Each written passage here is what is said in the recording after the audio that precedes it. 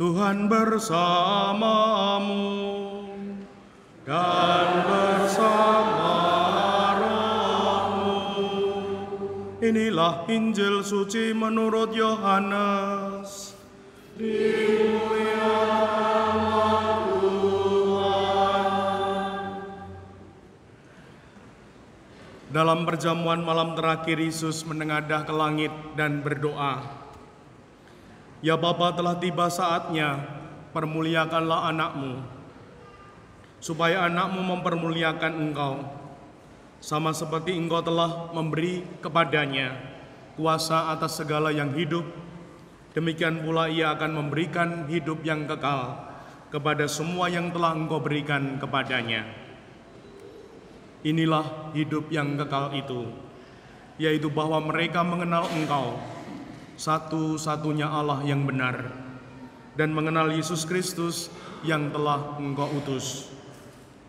Aku telah mempermuliakan engkau di bumi dengan jalan menyelesaikan pekerjaan yang engkau berikan kepadaku untuk kulakukan.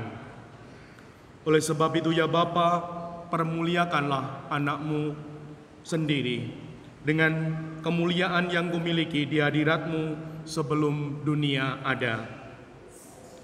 Aku telah menyatakan namamu kepada semua orang yang engkau berikan kepadaku dari dunia. Mereka itu milikmu, dan engkau telah memberikan mereka kepadaku, dan mereka telah menuruti firman-Mu. Sekarang mereka tahu bahwa semua yang engkau berikan kepadaku itu berasal daripadamu. Sebab segala firman yang engkau sampaikan kepadaku telah kusampaikan kepada mereka. Mereka tahu benar-benar bahwa aku datang daripadamu, dan mereka percaya bahwa engkaulah yang telah mengutus aku. Aku berdoa untuk mereka, bukan untuk dunia aku berdoa, tetapi untuk mereka yang telah engkau berikan kepadaku, sebab mereka adalah milikmu, dan segala milikmu adalah milikku, dan milikku adalah milikmu. Dan aku telah dipermuliakan di dalam mereka. Dan aku tidak ada lagi di dalam dunia, tetapi mereka masih ada di dalam dunia, dan aku datang kepadamu." Demikianlah sabda Tuhan. Terpujilah Kristus.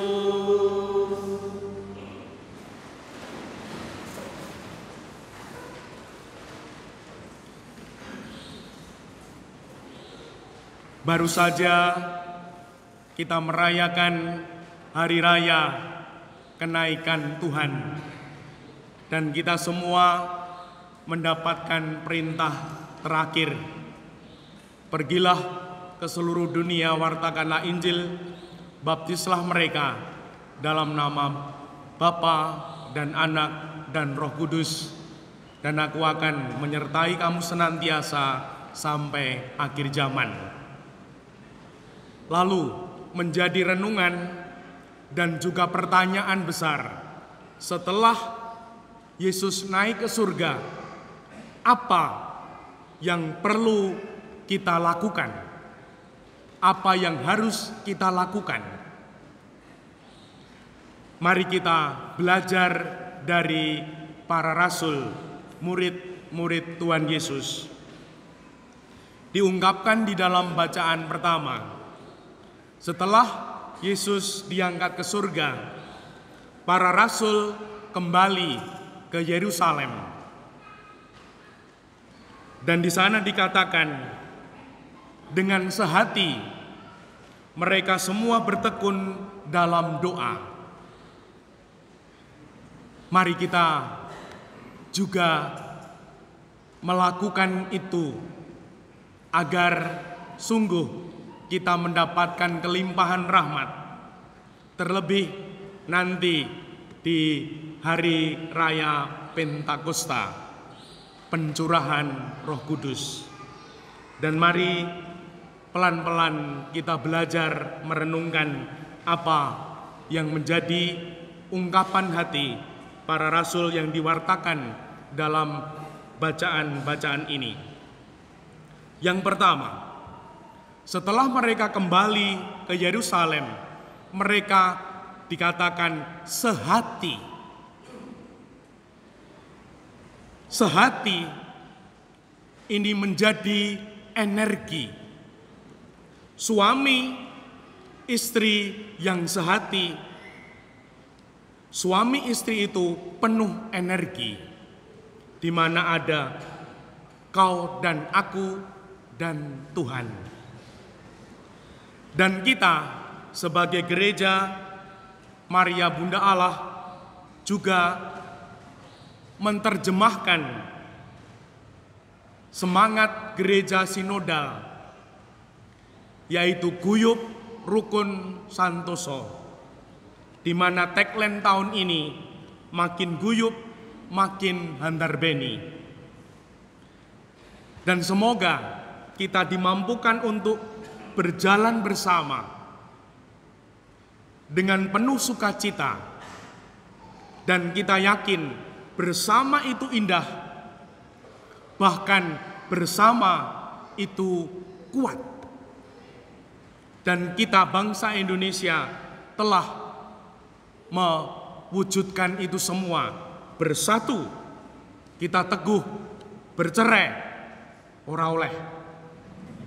Ya toh? Nah, Ibu Bapak, saudari-saudaraku yang terkasih, bulan-bulan ini, Mei, Juni ini, gereja kita akan bertekun dalam gawe yang besar. Yang pertama, besok Senin 22 Mei, kita Gereja Maria Bunda Allah dengan bantuan donatur, tim pembangunan, ada Pak Arif, Pak Joko, Pak Bowo, dan yang lain, akan mengerjakan pengurukan tanah di sawah kita di seberang gereja ini, di depan dan samping kanan ini. Semoga sungguh nanti makin, kalau orang Jawa, bawero, semua, sehingga nanti akan semakin indah. Bahkan tim pembangunan juga mulai mematangkan kebutuhan-kebutuhan ruangan, di mana di sini ada Pak Pur yang seorang arsitek yang bagus, bekerja sama di dalam tim pembangunan. Kemarin sudah survei di BSB, lalu tim ini merapatkan dan hari-hari ini mematangkan gambar yang nanti akan dikonsultasikan ke Keuskupan Agung Semarang, gedung pastoran dan gedung pastoral. Semoga sungguh kita semua boleh sehati memiliki hal ini, sehingga kita nanti dipakai Tuhan menjadi alat-alatnya untuk mewujudkan impian besar ini. Amin. Amin. Yang berikutnya, Kamis 29 Juni nanti akan ada gawe besar, malam penggalangan dana dan syukur 17 imamat, akan dikemas dalam konser menyanyikan 12 lagu karangan Romo Laurentius Bondan Pujati. Kenal? Kenal ya. Dan semoga nanti tim panitia, lalu penampil, performer, dan juga tim yang menyiapkan segala sarana prasarana untuk hal ini sungguh dimampukan. Kita sehati, bahkan juga sudah diberitakan di media online akan adanya malam penggalangan dana dan syukur 17 tahun imamat ini. Dan semoga kita mendukung dan akhirnya menjadi berkat yang melimpah untuk kita semua. Dan sungguh ini perlu sehati, guyub rukun. Dan oleh karena guyub rukun ini, kemarin unit karya melalui panjenengan semua telah ke-6 kali menjual sampah. Bahkan penjualan kelima itu hampir 7M. Elok toh? Sekitar 600 berapa gitu. Nah, ini terima kasih kepada panjenengan semua yang mengirim sampah kertas, sampah plastik yang sungguh menjadi berkah. Dan juga para donatur yang luar biasa memberikan berkatnya untuk gereja kita. Dan semoga kita semua juga tergerak untuk makin handarbeni bagi gereja ini. Dan juga terima kasih kepada Pak Padus Santo Yusef yang besok Senin akan mengawal, memonitor pelaksanaan pengurukan tanah ini. Ibu bapak umat kalau mau lihat lalu membawa teh, membawa snack untuk kelegaan para pelaksana, diucapkan terima kasih. Amin. Amin. Yang kedua, para rasul dikatakan dalam bacaan kedua di sini, mereka semua bertekun dalam doa. Ada labora, ada ora et labora. Ada berdoa, ada bekerja. Ada bekerja, ada berdoa. Maka semoga kita sebagai umat beriman menghayati dalam pribadi, sebagai keluarga, lingkungan, dan juga gereja kita ini. Ada upaya perjuangan, namun juga ada upaya ketekunan doa. Maka Mei Juni ini kita juga bertekun. Secara khusus kita bertekun novena kehadiran pencurahan Roh Kudus sejak kemarin setelah hari raya kenaikan Tuhan sampai nanti Pentakosta. Boleh dilakukan dalam keluarga, dalam lingkungan, secara pribadi.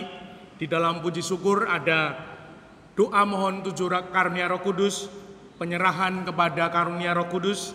Semoga kita boleh bertekun. Nanti kita akan berdoa juga mohon 7 karunia Roh Kudus. Kita juga bernovena kerahiman ilahi untuk malam penggalangan dana dan konser musik ini sebelum misa kedua hari Minggu, yaitu 8:30 setiap minggu sampai nanti hari H malam penggalangan dana dan konser musik ini. Dan semoga kita boleh menjadi pribadi yang bertekun seperti sabda Tuhan, berbuah dalam ketekunan. Entah sebagai misionar, lektor pemazmur, prodiakon, kelompok kor organis, umat semua, siapapun, ketekunan itu penting dan harus kalau ingin berbuah dalam ketekunan dan terlebih keyakinan dalam doa.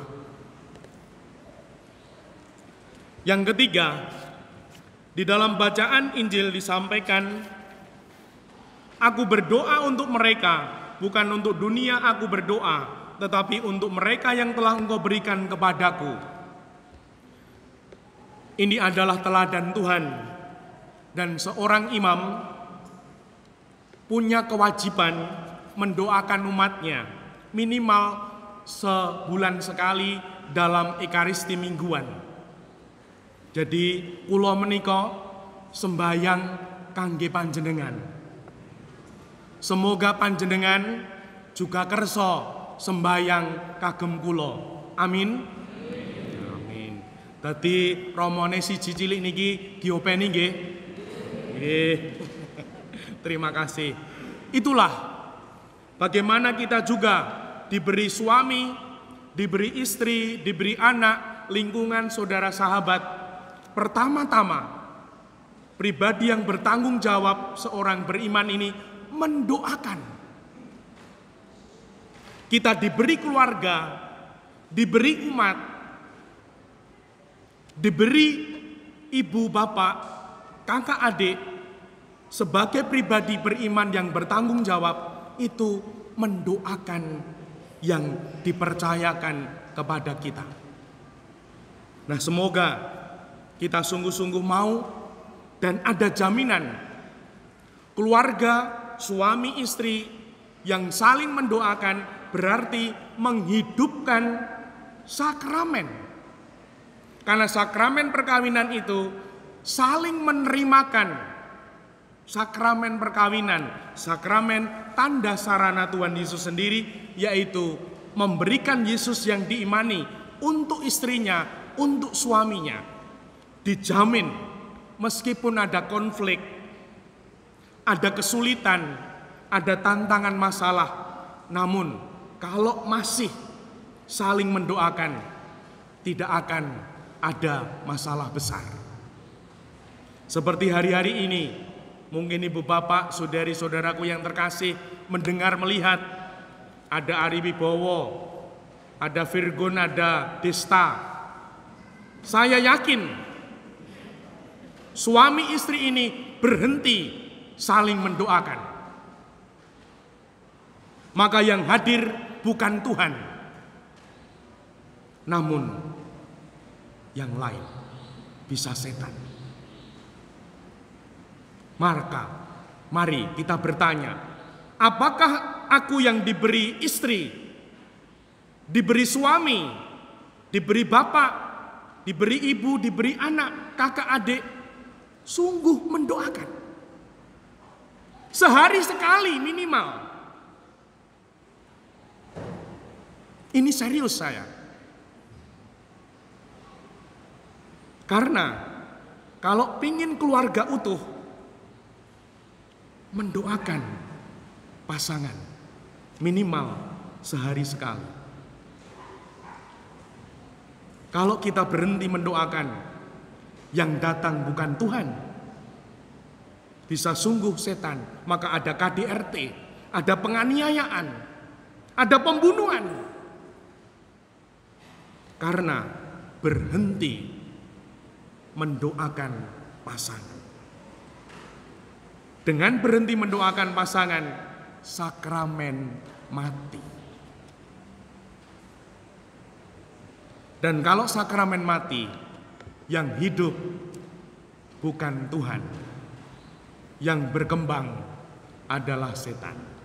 Dan semoga kita semua boleh setelah hari raya kenaikan Tuhan ini menghayati sebagai pribadi yang bertanggung jawab, mendoakan umat, mendoakan keluarga, mendoakan suami dan istri, mendoakan anak, ibu, bapak, para misioner ini. Kapan terakhir mendoakan ibu, bapak?